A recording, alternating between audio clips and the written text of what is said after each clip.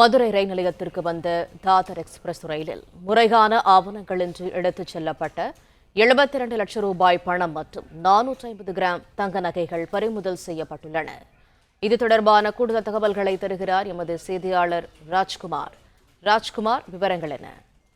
மதுரை வந்த தாதர் எக்ஸ்பிரஸ் ரயிலில் முறையான ஆவணங்கள் இன்றி கொண்டுவரப்பட்ட 72 லட்சம் ரூபாய் பணம் மற்றும் தங்கம், வெள்ளி உள்ளிட்ட நகைகளை ரயில்வே பாதுகாப்பு படை போலீசார் பறிமுதல் செய்தனர். அவர்கள் இருவரையும், அதாவது நகைகள் கொண்டு வந்த இருவரையும் வருமான வரித்துறை அதிகாரிகளிடம் ஒப்படைத்து நகைகளையும் ஒப்படைத்தனர். அவர்கள் வருமான வரித்துறை அதிகாரிகள் அவர்களது அலுவலகத்துக்கு கொண்டு சென்று தொடர்ந்து விசாரணை நடத்தி வருகிறார்கள்.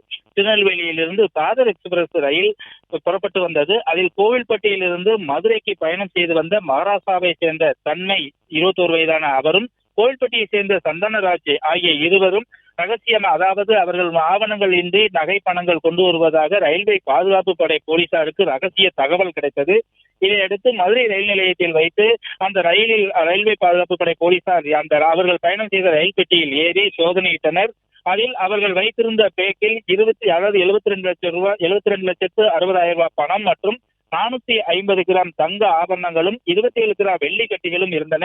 உடனடியாக அவர்களை சோதனை செய்து விசாரணை செய்த போது முறையான ஆவணங்கள் இல்லாததால் அவற்றை எல்லாம் அவர்கள் ரயில்வே பாதுகாப்பு படை போலீசார் பறிமுதல் செய்து அவர்கள் இருவரையும் ரயில் நிலையத்தில் உள்ள ரயில்வே பாதுகாப்பு படை காவல் நிலையத்துக்கு அழைத்து வந்து விசாரணை நடத்தினர். தொடர்ந்து வருமானத்துறை அதிகாரிகளிடம் அவர்கள் இருவரையும் ஒப்படைத்து பறிமுதல் செய்த நகைகளையும் ஒப்படைத்தனர். வருமான வரித்துறை அதிகாரிகள் தொடர்ந்து விசாரணை நடத்தி வருகிறார்கள். பிளே ஸ்டோர் மற்றும் ஆப் ஸ்டோரில் இருந்து பாலிமர் செயலியை QR கோடு மூலம் பதிவிறக்கம் செய்யுங்கள். செய்திகளை உடனுக்குடன் பெறுங்கள்.